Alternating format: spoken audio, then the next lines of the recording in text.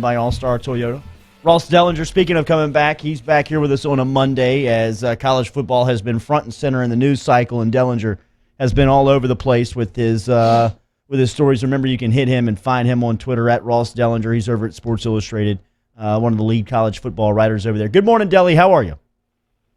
Good morning. How are y'all? Doing okay.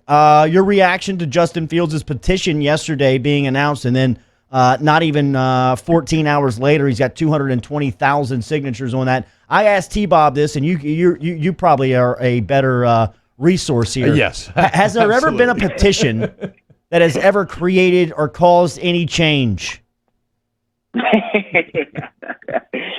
Oh, let me think about this. I mean, nothing comes to mind. Right. Not on the internet. Not on the internet. No, I mean, you would have thought, at some point there was something, but yeah, I mean, nothing really comes to mind. Although I will say, and I don't expect this to cause change either, but man, I mean, this is a lot of support in very little time. So, I mean, Delly, he'll be to 300K by lunch.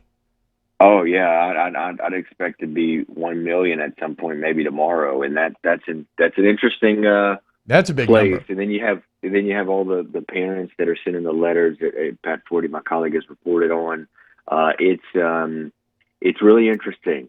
We talk about all the health risks of playing a season during a pandemic, but we don't talk a lot about the ramifications of not playing a season, and we're starting to see some of them come to light, right? Like players want to play. Their parents want them to play, want them to play a season, want them around the facility to be working towards a goal that they work their entire life. And we're seeing the issues there. It's a prickly place for Kevin Warren to be right now. He pulled the trigger really early on a conference-only schedule and didn't tell a lot of people about it, kind of sprung it on people, and there were some kind of, I'll say, frustrated or angry people around college sports that he did it in the way he did it. And then when it came to not, canceling the fall season, he did it the opposite way. He engaged other Power 5 teams, trying to get them to kind of come along and told them about it. And then, of course, it leaked. And then he had that wave of support a week ago where there's an infighting within the conference, coaches and players speaking out against their own presidents. I mean, it is messy over there. And it's funny to compare it to the Pac-12, where you've heard nothing. It's just kind of crickets over there. Like, we're not playing? Okay, all right, we'll just put our feet up and go to the beach or something. But in the Big Ten, man, they are, yeah. Can you go back? back? The best distillation of California culture that I've ever heard. Can you go backwards on a decision like this, Delly? You can't. You can't reverse this decision, can Boy, I would think no so. way. I would not think so. That is, you'd be because there's another side to it too. We're not hearing from that other side right now, but we were hearing from the other side before the announcement, and that is the side that medically at least doesn't think you should play, and that's the side that they use. So it'd be tough to go back on. Now, if there's some, like the saliva test that news came out over the weekend about this quick, rapid testing, a saliva test that could really help out and be returned within a day, and it can be used to pool samples as well. Yeah. Again, just getting faster return time. If something like that comes about, and it is proven, I mean, it would certainly make you pause, and I wonder if some of the leaders up there would think hard about, well, maybe this changes things. But it would really surprise me if they go back on this decision. I'm just thinking out loud here. They are still practicing, though, right? They're not on like a full off-season schedule. Aren't they still doing like not just working out, but football activities? Yeah, for the next month, they'll get the same exact schedule. So they'll be able to. I think. I mean, unless I'm. I guess I'm just thinking out loud. In theory, could they be football ready if something did break, some medical news that changed things?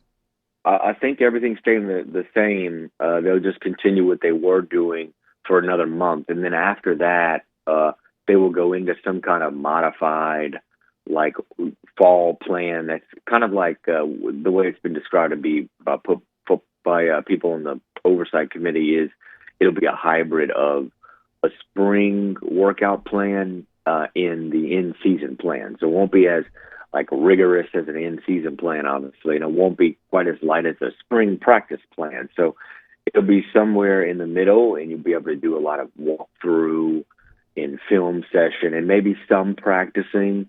And it'll be like, the in-season plan, you get 20 hours a week on football. Spring, you get 8 hours. So if you do something in between there, maybe 16 hours or 14 hours. So that'll kick in after about a month. But for the next month, they will, from what I have read, they'll do the same stuff that they've been doing. So they could conceivably be ready. Yes. How are decision makers kind of navigating all this varied medical advice, right? When you have experts up there saying it's not safe to play, and when you have experts up there saying that football doesn't add additional risk, and that it's no more risky than just going to school normally.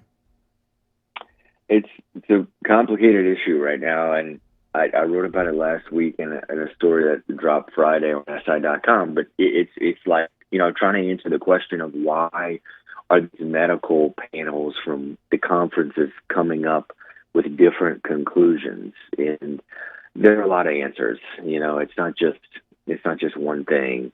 But I think the main thing is we're a nation of states spread across a vast distance in different regions, have different political views, and different cultural ideals, and so people on these medical boards for each conference are, guess what, from that region, and they hold these similar, cultural kind of views. It doesn't have to be political. It doesn't have to be red and blue, although it is. I think part of it is. Mm-hmm. But it doesn't always have to be that way. Maybe it's just a cultural thing, too. Like out in L.A., college football isn't as important as it is in Baton Rouge. And the motivation for playing college football in Baton Rouge and L.A. are going to be different because the repercussions of not having a season are different, So I think the regionalization of this is a big part of it. The other part is risk tolerance, which again goes back to motivation. How risky are you going to be? Yeah. And the risk tolerance is a huge part of this. The Pac-12 and the Big Ten are, low on risk tolerance. And probably because, at least in the Pac-12, the motivation to play isn't as high as it is in places like Baton Rouge and Tuscaloosa and Clemson. So I think the regionalization overall is a big factor here because, guys, the data is virtually the same, and you're getting medical experts that are interpreting the data sometimes a little differently. Mm-hmm. But I think it goes back to the patience and the risk tolerance. But places like the SEC are going to be a little more patient. Why? Well, because they have a huge motivating factor to playing because it's so important to that region. Ross, any inside information on that SEC head coach's call last week on who complained the loudest? Well, I think my money would be on Malzahn, huh? Drinkwitz my money would be on Arkansas and Missouri, and Malzahn probably. He looks at his two biggest rivals in Alabama and LSU, and they got the easiest schedules. Yeah, but like Verge said, dude, it's like a seeding. You're the 1 seed, you play the A seed. That's on Malzahn. That's right. There you go. Yeah, and then I know Tennessee doesn't have a simple schedule either. I know that there was probably some issues there when it comes to them, and I'm missing one more. But Arkansas, Missouri were the other two, and they have every right to be certainly angry. Especially, I think Arkansas got Florida and Georgia, and then Missouri got LSU and Alabama. I mean, that's when you put together Arkansas's full schedule, it's pretty brutal. So I would imagine that Sam Pittman was one of the ones being pretty vocal, along with Eli Drinkwitz. I just picture him yelling, "Yes, sir!" His unending positivity as they give him the new games. Like Tennessee, also like chill out, dude. You do something, do something, then you can complain. Last Ross, one? I had something, and I had something really good. Oh, Ross, are you hearing rumors of Egg Bowl Week 1?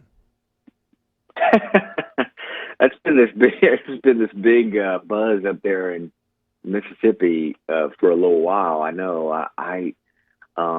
Okay, so why? Let's ask this question and answer it. I'll try to answer it. Of why would you do that? Well, I think number one, to get it in, right? Yeah. You'll at least be able to get it in and continue the rivalry. The chances that we're going to complete a season continue to, maybe I can see us starting a season. The chances of completing a season, the odds continue to go lower and lower. So maybe you put some of your important games up at the top and make sure to get them in, and you kind of create buzz at the start of the season.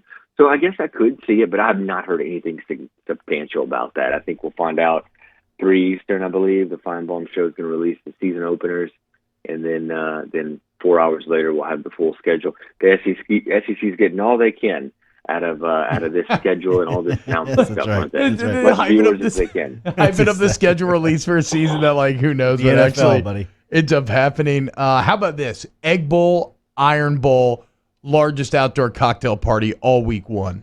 Let's go. Kick things off big time.